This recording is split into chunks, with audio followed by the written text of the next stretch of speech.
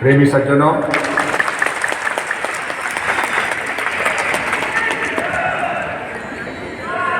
सबसे पहले तो बंगाल वालों को बहुत बहुत बधाई।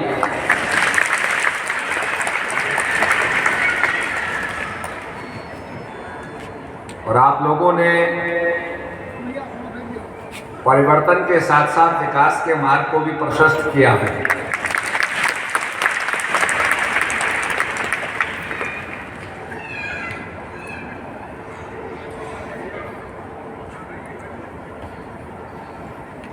ये कार्यक्रम जिसके लिए हम यहाँ आए हुए हैं, इसमें आप लोगों को सत्संग और दर्शन का दोनों का लाभ प्राप्त होगा।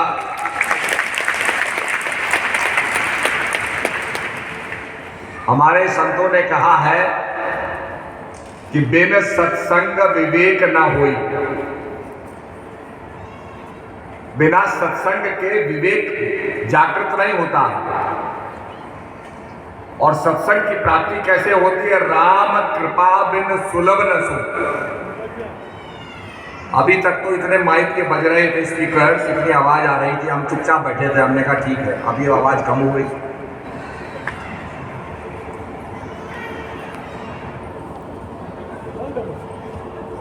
तो मेरा कहने का अभिप्राय यह है कि बिन सत्संग विवेक ना हो। बिना सत्संग के विवेक जागृत नहीं होता है। केवल मात्र जिसको हमारे शास्त्र कहते हैं आहार निद्रा भय मैथुनंच। आहार भोजन करना, निद्रा को प्राप्त करना, अपनी जात का प्रजनन करना, ये तो जानवर भी कर रहे हैं। और जानवर भी बड़ी एफिशिएंसी के साथ कर रहे हैं। तो हम में और जानवरों में क्या भेद है?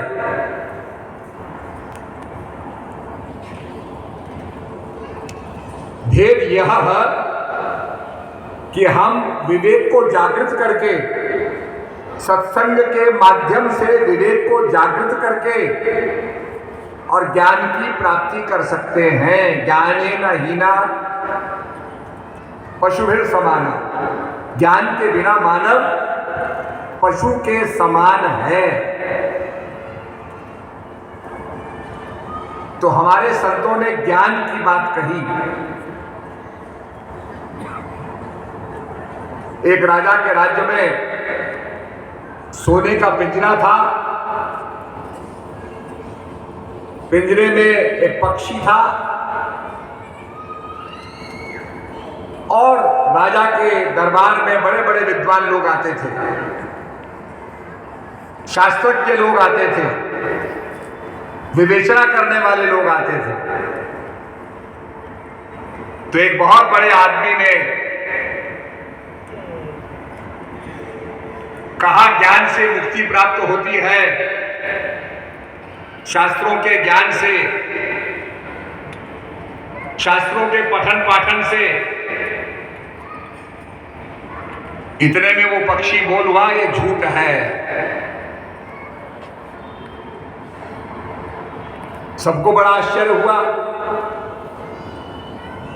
लोगों ने पक्षी की तरफ देखा कि भाई तुम कहते हो कि पठन पाठन से मुक्ति नहीं मिलती।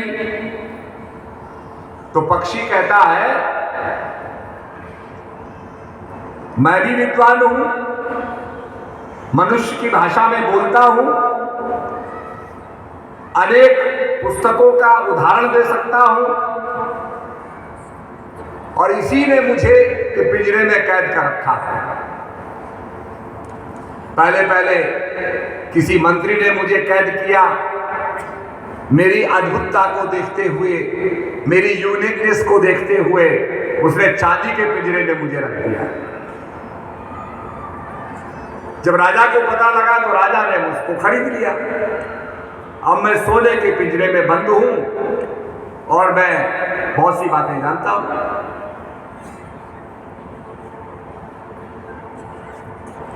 कुछ दिन के बाद एक संत आए।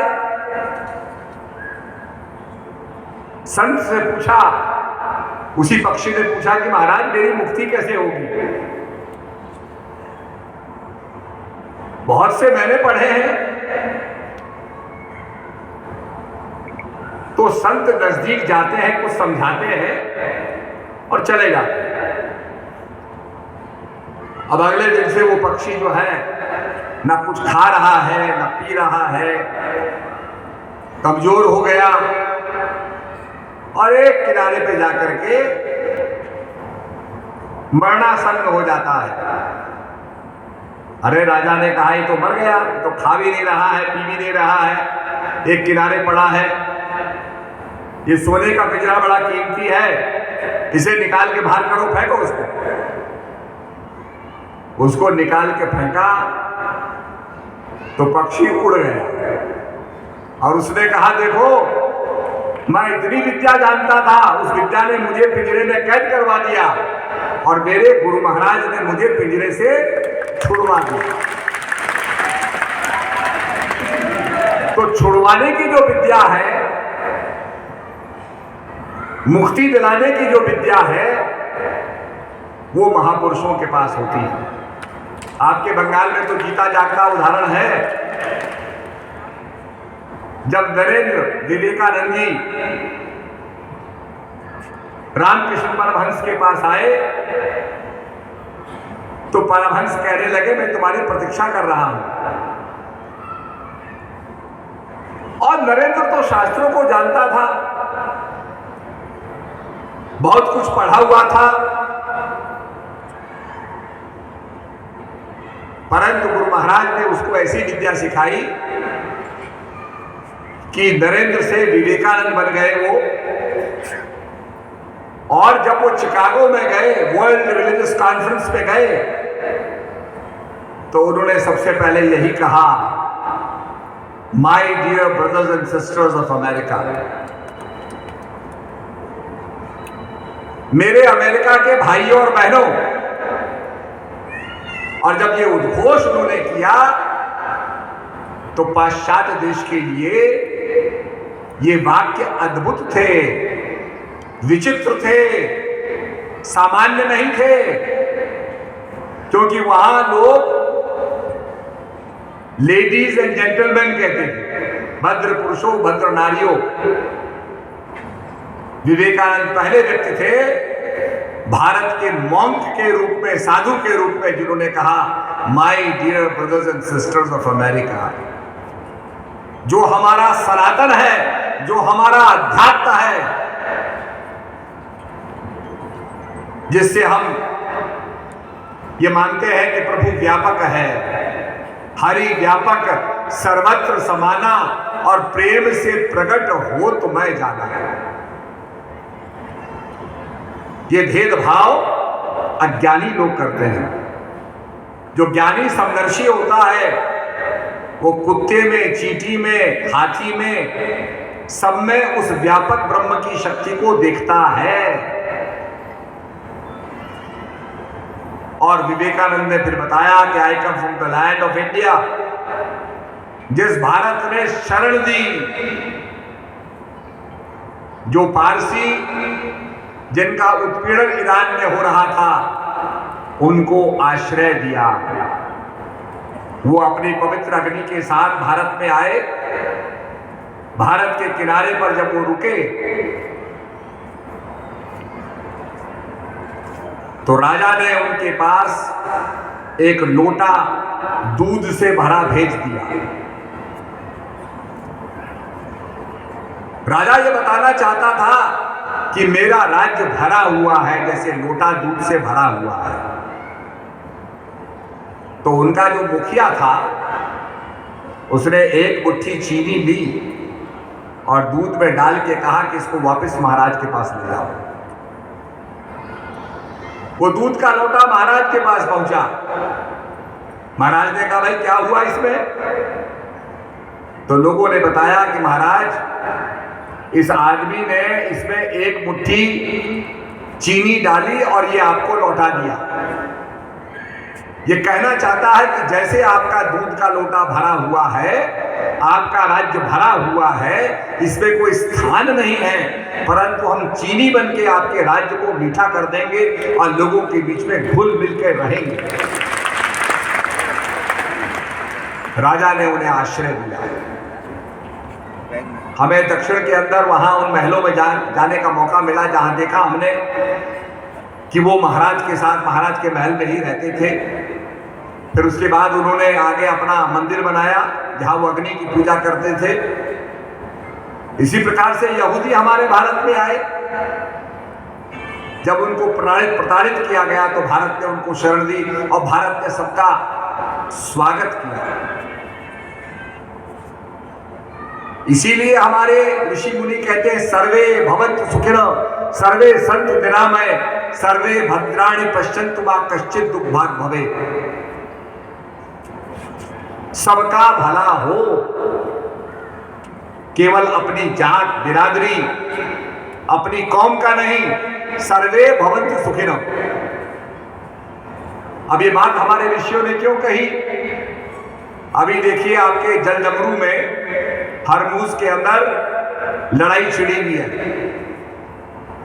कोई वहां पर से तेल का शिप पास नहीं कर रहा है, कोई जहाज निकल के नहीं जा रहा है और आपके देश में कीमतें बढ़ेंगी, तेल कीमती हो जाएगा, गैस कीमती हो जाएगा। और हमारे देश में नहीं, ऑल ओवर द वर्ल्ड, सारी दुनिया के अंदर छोटे छोटे देशों के अंदर क्राइसिस पैदा हो जाएगा। तो कहने का अभिप्राय यह है कि हमें कामना करनी पड़ेगी कि सब जगह शांति हो। सर्वे भवन्तु सुखिनः सर्वे सन्तु निरामयाः। भगवान कब कब आते हैं? बड़ा अच्छा तुलसीदास जी ने कहा रामचरितमानस में, जब जब होए धर्म की हानि बाढ़े असुर अधम अभिमानी तब तब प्रभुधर मनुज शरीरा हरे कृपा निधि सज्जन पीड़ा। प्रभु कब आते हैं? तो कहा जब जब हुए धर्म की हानि। There's a decline in righteousness, there's a decline in dharma। जब जब धर्म की हानि होती है और फिर क्या होता है? बाढ़ ही असुर अधम अभिमानी।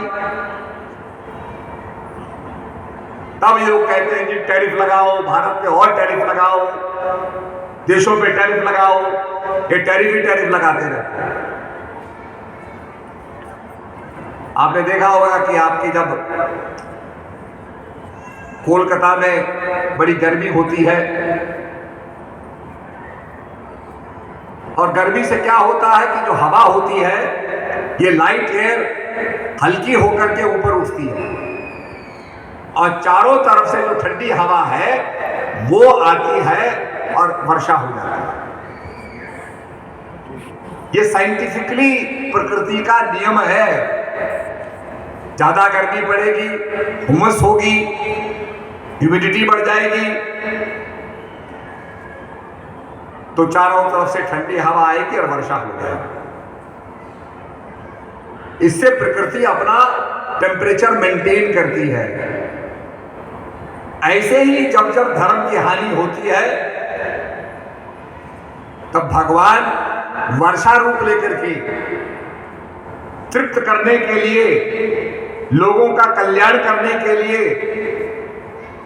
संत महात्माओं का अभ्युदय करने के लिए तब प्रभु आते हैं। तब तब प्रभुधर मनुज शरीर है, मनुष्य का शरीर, जिससे कि मनुष्य उनकी बात को समझ सके, उनके विचारों को समझ सके, उनके निर्देशों का पालन कर सके।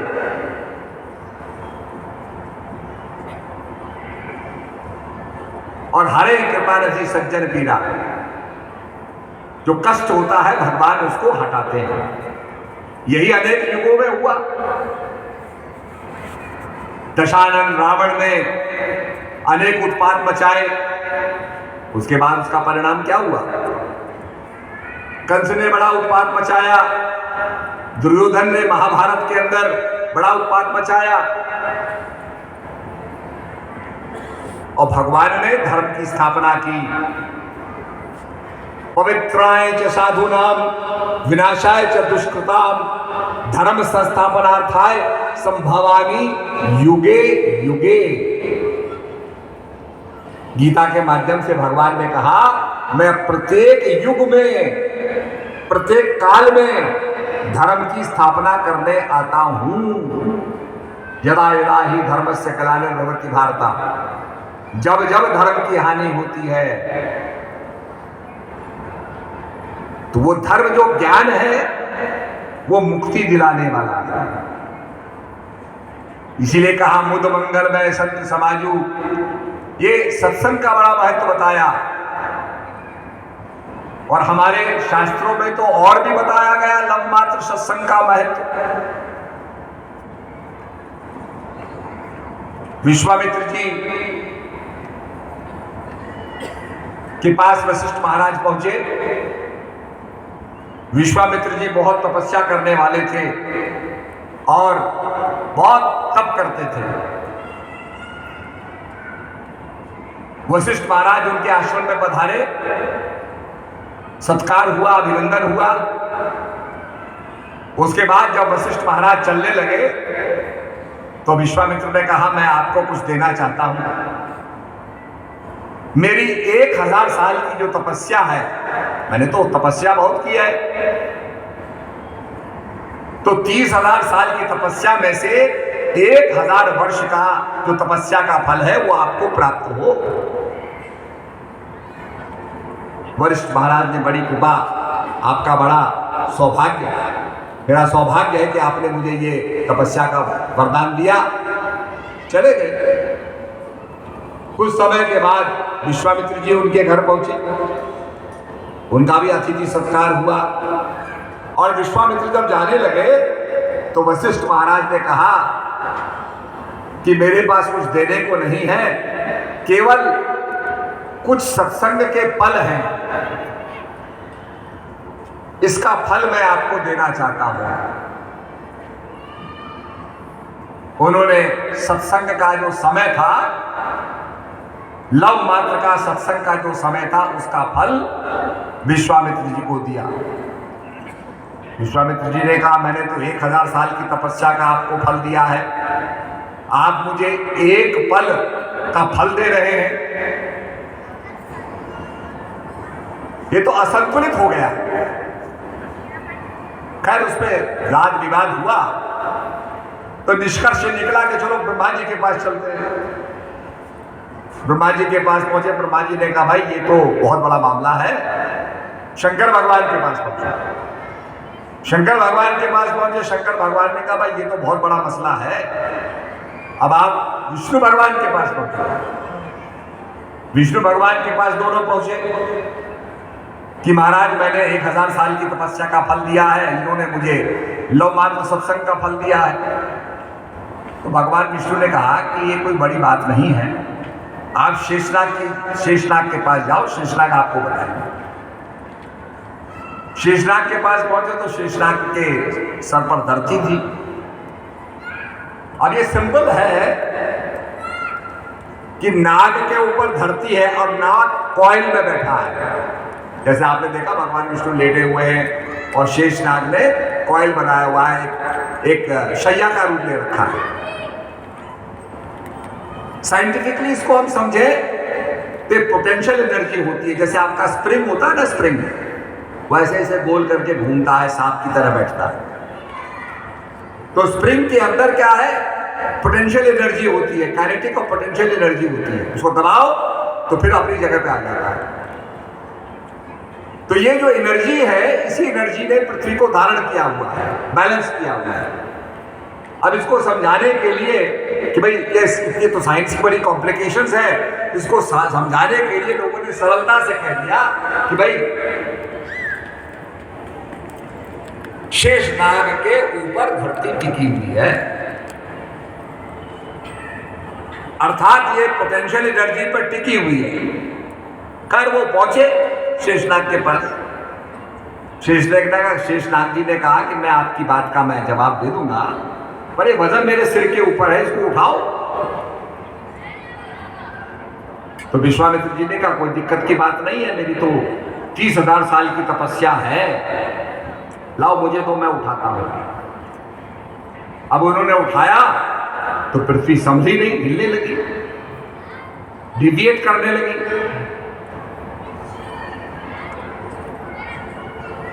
तो शेषनाग जी ने कहा भाई आप नहीं संभाल पा रहे हैं, अपनी सारी तपस्या का फल लगाओ। उन्होंने लगाया फिर भी पृथ्वी नहीं संभली। तो शेषनाग कहने लगे वशिष्ठ महाराज, आपने तो लव मात्र का सत्संग का फल दिया था, अब आप इसको संभाल के देखो। तो जैसे ही वो धरती वशिष्ठ महाराज के पास आई, वो स्थिर हो गई। जो सत्संग का फल था, उस सत्संग के फल ने उस पृथ्वी को स्थिर कर दिया। जैसे सत्संग सुनने के बाद आपका मन स्थिर हो जाता है, भगवान की तरफ प्रेरणा हो जाती है उसकी कि भाई भजन करना है, सत्संग में सुनाया गया और हमें भक्ति करनी है, भजन करना है, ये हमारी विशेषता है। नहीं तो हम क्या है, खा रहे हैं, सो रहे हैं, अपनी जात का प्रजनन कर रहे हैं, भय से भयभीत हो जाते हैं। ये तो जानवर भी कर रहे हैं, और उसमें विशेषता ज्ञान प्राप्त करने की है। तो विश्वामित्र कहने लगे महाराज निर्णय, बोला निर्णय तो हो गया, आपने सारी तपस्या का फल लगाया, पृथ्वी डगमगाती रही, इन्होंने नव मात्र के सत्संग का फल लगाया, पृथ्वी स्थिर हो गई।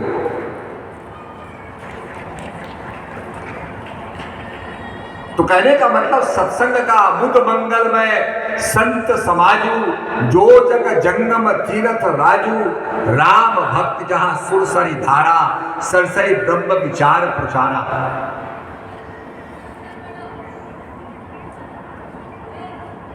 जो जंगम तीर्थ होता है, चलता फिरता प्रयागराज। आज संतों का तीर्थ यहां पहुंचा तो ये जंगम तीर्थ हो गया, चलता फिरता प्रयागराज। जहां पर राम भक्त जहां सुरसरी धारा, राम की भक्ति जहां सरस्वती के समान है, जिसके बारे में कहा जाता है कि सरस्वती किले से निकलेगी। अभी हमारे उत्तराखंड में अर्धकुंभ होने वाली है 2027 में, और 2027 में आपके सितंबर के लगभग कुंभ होने वाला है नासिक में। तो इसमें क्या होता है कि साधु संत आते हैं, बड़ा समागम होता है, पर समागम के अंदर नीचे सरस्वती बहती है। मुद मंगल में संत समाजू, जो जग जंगम तीरथ राजू, राम भक्त जहां सुरसरी धारा। सरस्वती के समान धारा है, और वो सरस्वती ज्ञान की धारा है, ज्ञान की नदी है। तो जो डुबकी लगाते हैं ज्ञान को प्राप्त करते हैं। प्रयागराज में अर्धकुंभी बनाई गई, उसमें योगी जी आए थे, तो अपार भीड़ को देख के कहने लगे कि वैसे तो त्रिवेणी में जाके हम स्नान करते हैं, पर असली संगम यहां पर है जहां 1 लाख जनता बैठी हुई है और आप सत्संग का अनुपान कर रहे हैं। बड़े भाग्य पाइए सत्संगा, बड़े भाग्य से प्राप्त होता है। आप ईश्वर की चर्चा को सुन रहे हैं, कोई किसी की निंदा को सुन रहा होगा, कोई किसी की बुराई को कर रहा होगा, पर हम सत्संग के अंदर पॉजिटिव को सुनते हैं। अस्तो मां सदगमय, तमसो मां ज्योतिर्गमय, मृत्युर्मा अमृतगमय। हे प्रभु, हमें असत्य से सत्य की ओर ले जाओ, हमें अंधकार से प्रकाश की ओर ले जाओ। रात को हम सोते हैं और कब उठते हैं? जब सवेरा हो जाता, प्रकाश हो जाता है। When there is light, अब रात को कितनी बत्ती भी जलाए तो वही थोड़ा भूभाग चमकता है, अंधकार तो दूर होता नहीं है। पर एक सूरज के निकलने से सारा अंधकार दूर हो जाता है। तो ज्ञान का सूर्य जब हृदय में निकलता है तो सारा अंधकार दूर हो जाता है। इसलिए कहा बंदो गुरुपद कंज कृपा सिंधु नर रूप हरि महामोहतम पुंज जासु वचन रवि कर निकर। उनके वचन रवि की करनी करते हैं। रवि की करनी क्या है? प्रकाश। ये तो संत बताएंगे प्रकाश है, पर मैं उसकी गहराई में जाता हूं तो जब पता लगता है कि इसमें सूर्य के और भी काम है। सूर्य के प्रकाश से क्या होता है? जो हमारे ये पेड़ हैं, इन पेड़ों में जो हरा पदार्थ है जिसको आप कहते हैं क्लोरोफिल, ये हरे पत्तों में जो हरा पदार्थ क्लोरोफिल होता है, और इस पर जब धूप पड़ती है तो फोटोसिंथेसिस होने लगता है। और फोटोसिंथेसिस से क्या होता है कि वो कार्बन डाइऑक्साइड को ऑक्सीजन में परिणत करता है, दूषित हवा को स्वच्छ हवा में परिणत करता है, अपान वायु को प्राणवायु में परिवर्तित करता है। तो ये काम है सूर्य का, जीवन देने का काम। तभी आपके संसार के अंदर ऑक्सीजन आती है। कहते पहाड़ों की तरफ जाओ। पेड़ लगाने की बात इसलिए करते हैं कि पेड़ लगाओ।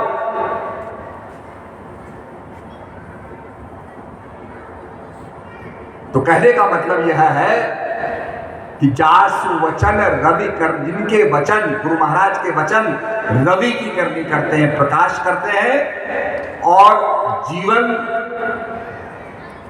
को प्रदान करने का काम करते हैं। तो ये चीज समझने की है। ज्ञानंजन सदगुरु दिया अज्ञान अंधेर विनाश, हरि कृपा ते संत भेटिया नानक मन प्रकाश। ज्ञान का काजल गुरु महाराज ने दिया, उसको आंखों में लगाया और अज्ञान अंधेर विनाश, हरि कृपा ते संत भेटिया। राम कृपा बिन सुलभ न सोई, राम की कृपा के बिना हरि कृपा ते संत भेटिया नानक मन प्रकाश।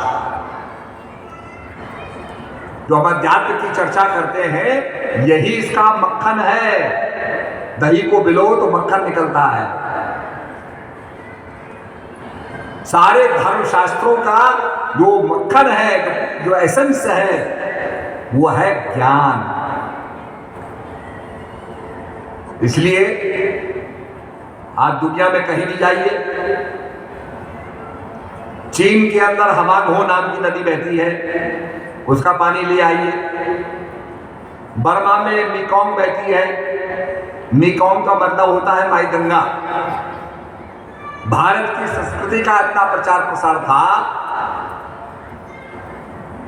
कि थाईलैंड के अंदर, म्यांमार में आपके, इंडो चाइना में आपके, आप इंडोनेशिया जाएंगे तो वहां के नॉट के ऊपर गणेश जी की मूर्ति छपी हुई है।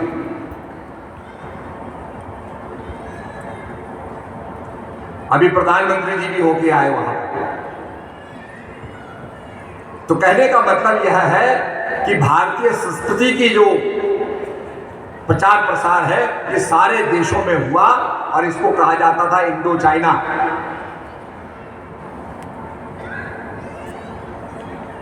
तो आपके सिंगापुर, मलेशिया, इंडोनेशिया, कंबोडिया, ये सारा का सारा जो क्षेत्र है, फार ईस्ट का जो क्षेत्र है, ये भारत की संस्कृति से प्रभावित था।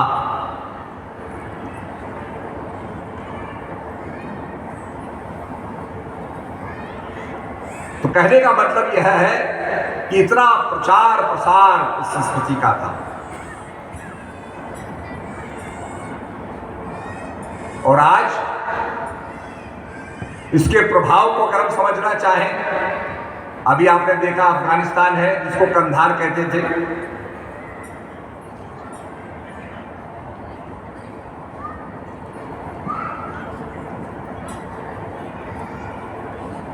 दुर्योधन की मां कंधार की थी। तो इतना बड़ा भारत का विस्तार था, भारत की संस्कृति का विस्तार था।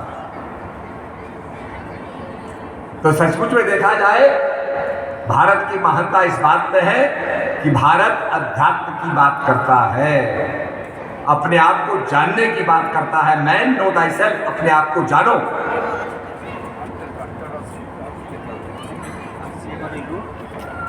तो आप पानी ले आइए मेकोंग का, नदी का पानी ले आइए, गंगा का पानी ले आइए, शारदा का पानी ले आइए, यमुना जी का पानी ले आइए, मिसिसिपी का पानी ले आइए, रशिया में बहने वाली वोल्गा का पानी ले आइए। सारे पानी की आप टेस्टिंग करेंगे तो आप पाएंगे पानी के अंदर क्या है। 2 atoms of hydrogen, 1 atom of oxygen makes 1 molecule of water। उसमें हाइड्रोजन और ऑक्सीजन। तो साइंस कहती है कि भाई इसका इंपीरिकल क्या है। पानी के अंदर हाइड्रोजन और ऑक्सीजन, यह हाइड्रोजन और ऑक्सीजन इंपीरिकल है, इन्हीं से बना है, इन्हीं से जल बना, जल से जीवन हुआ। जैसे आपके रामचरितमानस के अंदर शंकर और प्रभु राम का बहुत बड़ा संवाद है। शंकर भगवान कहते हैं पार्वती से कि उमा कहूं मैं अनुभव अपना, सत्य हरि भजन जगत सब सपना। सत्य हरि भजन है।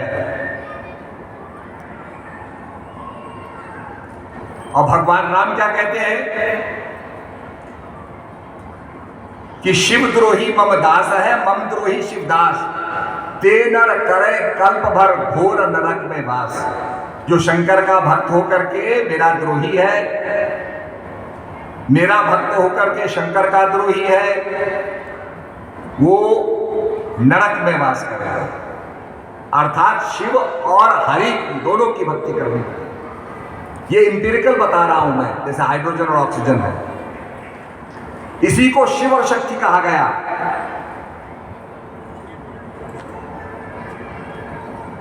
जैसे आपके बिजली के अंदर 2 तार होते हैं, नेगेटिव और पॉजिटिव।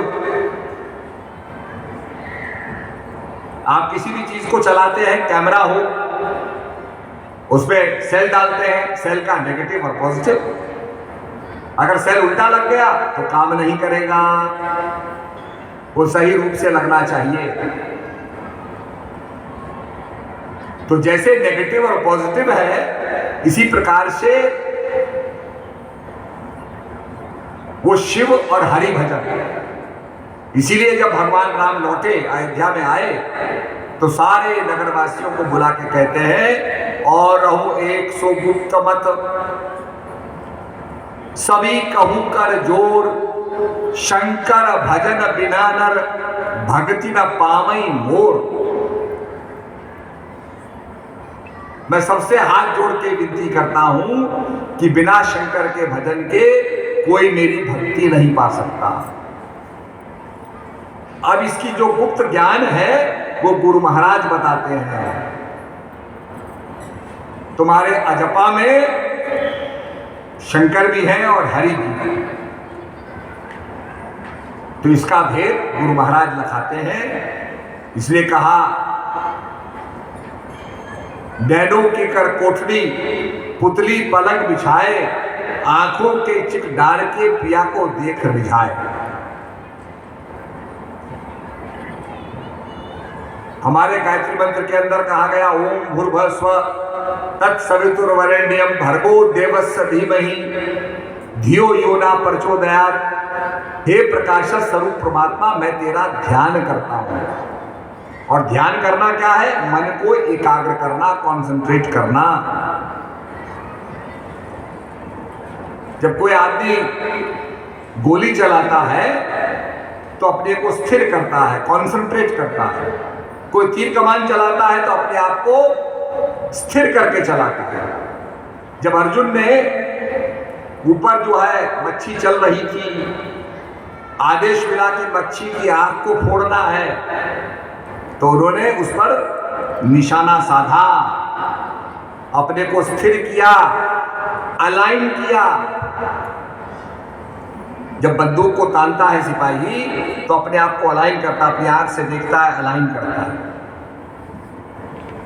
और जब परफेक्टली अलाइन हो जाता है तब वो जब दबाता है कुत्ते को तो गोली जो है निशाने पे लगती है।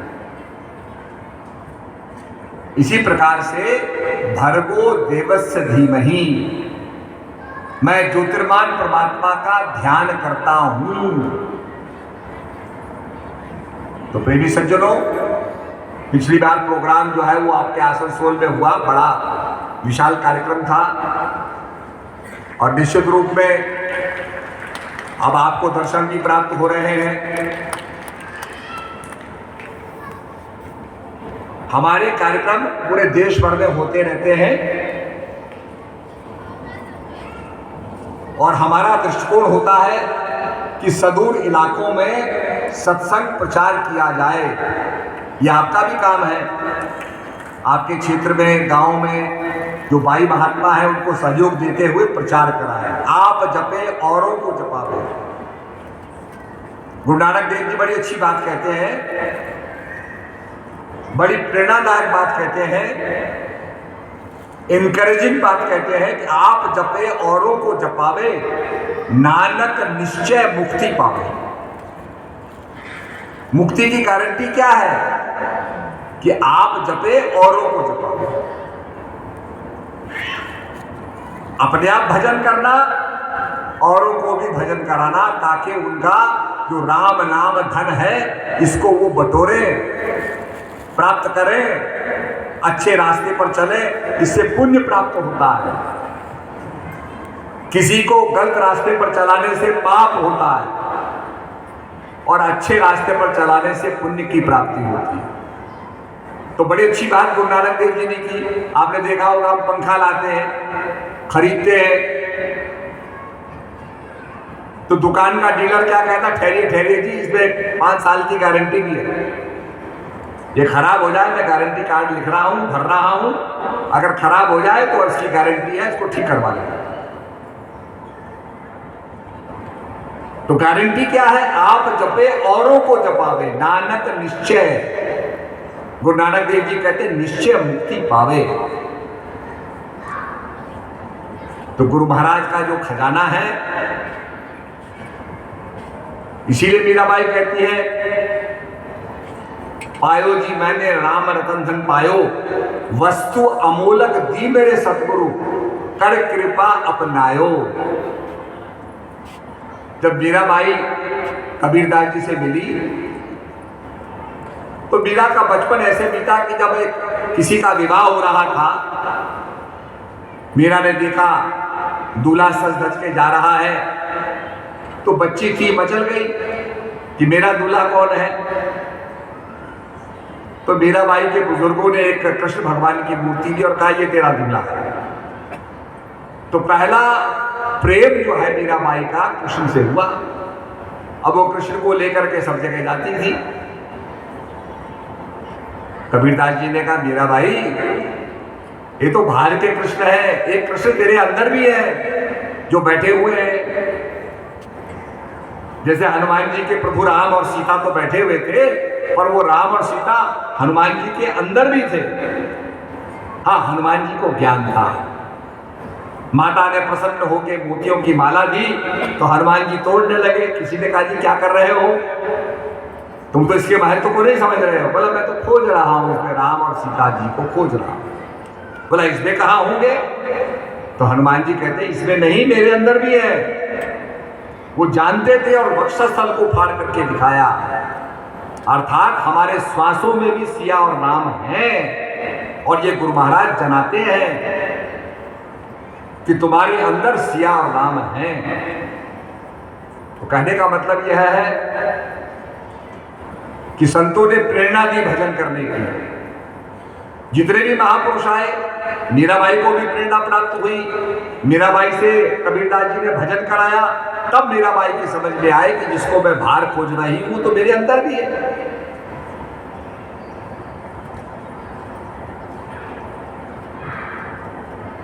कभी कहते हैं बाहर भीतर एको देखा, यह गुरु ज्ञान बताई। जो भेद होता है वो गुरु महाराज समाप्त कर देते हैं, बाहर भीतर का भेद समाप्त कर देते हैं। ये तो हमारा दृष्टिकोण है, अपनी अपनी सोच है, जैसी दृष्टि वैसी सृष्टि। भगवान कृष्ण बैठे थे, भगवान कृष्ण के पास एक पोटली थी, उसमें हीरे थे। भगवान ने दुर्योधन को बुलाया, दुर्योधन इधर आओ, ये हीरे की पोटली है, जाओ इस सभा के अंदर जो श्रेष्ठ लोग बैठे हैं, विद्वान लोग बैठे हैं, श्रेष्ठ लोग बैठे हैं, उनको हीरे दे दो। दुर्योधन गया, घूम के आ गया, कहता जी यहां तो कोई है ही नहीं श्रेष्ठ आदमी, इसमें कोई श्रेष्ठ नहीं है। भगवान ने बुलाया युधिष्ठिर महाराज को, भाई ये हीरे की पोटली है, जो इसमें श्रेष्ठ आदमी है ये सबको बांट के आया। धृतराष्ट्र गए, वो भी घूम करके आके भगवान को दे दिया। भगवान ने कहा क्या हुआ कि महाराज हीरे कम पड़ गए, ये तो श्रेष्ठ लोग तो सभी बैठे हुए हैं, मैं हीरे बांटूंगा तो कम पड़ जाएंगे, और हीरे दो मुझे। तो अपनी अपनी दृष्टि का प्रभाव है, गिलास आधा भरा है और आधा खाली है। जो नेगेटिव सोचने वाले हैं वो कहेंगे कि आधा खाली है, जो पॉजिटिव सोचने वाले हैं वो कहते हैं कि आधा भरा हुआ है। तो इसीलिए आज हम पॉजिटिव से शुरू करेंगे, जो हमारे अंदर है, जिसको संतों ने कहा कि 4 राम है जगत में, 3 राम व्यवहार, 1 राम तत्व सार है, जिनको करो विचार। 4 राम कौन कौन से हैं? तो कहा प्रथमो शालिग्राम है। शालिग्राम एक एमोनाइट होता है। पृथ्वी जब प्रारंभ, जल जीवन प्रारंभ हुआ होगा तो पानी के अंदर एमोनाइट आया, जिसको एक कीड़ा कहते हैं। बाद में जब लावा आया तो लावा ने उसको घेर लिया, तो वो पत्थर के अंदर, लावा के अंदर वो दब गया।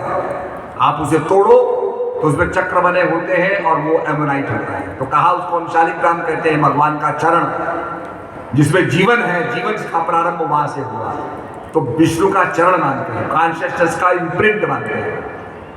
तो प्रथमो शालिग्राम है, दूसरे पारस राम, दूसरे परशुराम जी हुए, तीजे राजा राम है, चौथे आत्म राम, रमे निरंतर आत्मा, सब घट 8 याम, वाही ते संतन धरो, राम ताही को नाम।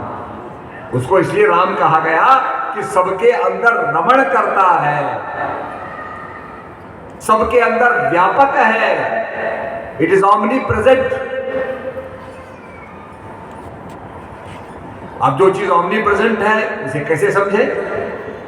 आपने देखा होगा आपके रेडियो स्टेशन से रेडियो वेव्स प्रसारित की जाती है। मोबाइल को देख लो, तो जहां भी जाओ मोबाइल ले जाओ। पहले जब टेलीफोन होता था तो लोग कॉल करने के लिए टेलीफोन को ऊपर कॉल करते थे कि साहब हमने अर्जेंट कॉल करनी है, लाइटनिंग कॉल करनी है, ऑर्डनरी कॉल करनी है, टेलीफोन पर बैठे रहते थे। आज किसी को कहो कि लोग 8-8 घंटे 4-4 घंटे बैठते थे तो कोई विश्वास नहीं करेगा। अजी ये तो मोबाइल दबाओ बटन, अब सीधे बात कर लो। पर पहले ऐसा होता था कि टेलीफोन के नजदीक बैठते थे, कॉल बुक कराते थे, फिर वो लगती थी।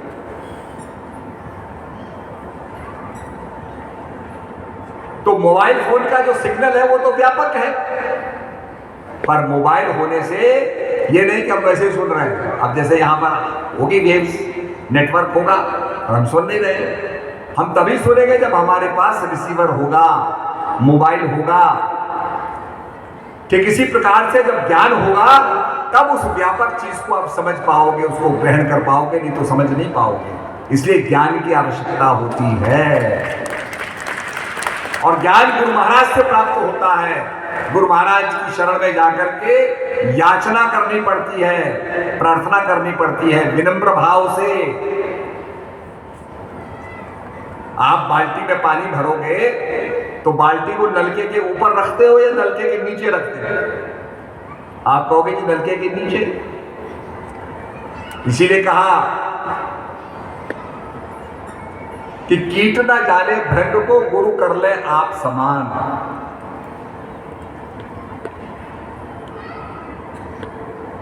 जो कीड़ा है, भंगी कीड़े को देख करके अपने समान बना लेती है वाइब्रेशन से। तो ये अपने आप में जब सदगुरु महाराज के पास जाते हैं, गुरु को कीजिए दंडवत, कोट कोट प्रणाम। गुरु महाराज को दंडवत करना, जैसे बाल्टी के नीचे हम रखते हैं ऐसे प्रणाम करते हैं। और साइंटिफिकली भी है,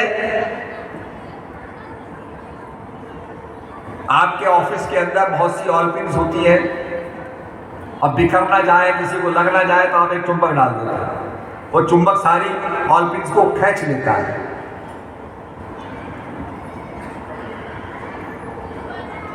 तो आप चुंबक को खड़ा करके अगर लोहे के ऊपर से फेरोगे तो वो भी चुंबक हो जाएगा। तो कहा गुरु कर ले आप समान। जैसे चुंबक एक लोहे को चुंबकीय बना करके, मैग्नेटाइज करके अपने समान बना लेती है, ऐसे सदगुरु महाराज भी ज्ञान से अपने भक्त को अपने समान बना देते हैं।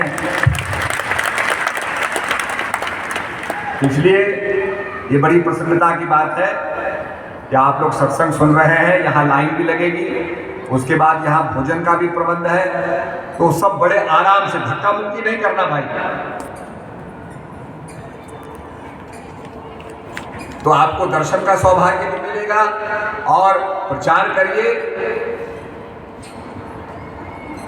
संत महात्माओं का सहयोग करिए। पूरे देश के अंदर प्रचार हो रहा है और आगे भी कई क्षेत्रों में सत्संग के कार्यक्रम होंगे। तो सबको मेरा दुआ आशीर्वाद। हरिओम तत्सत।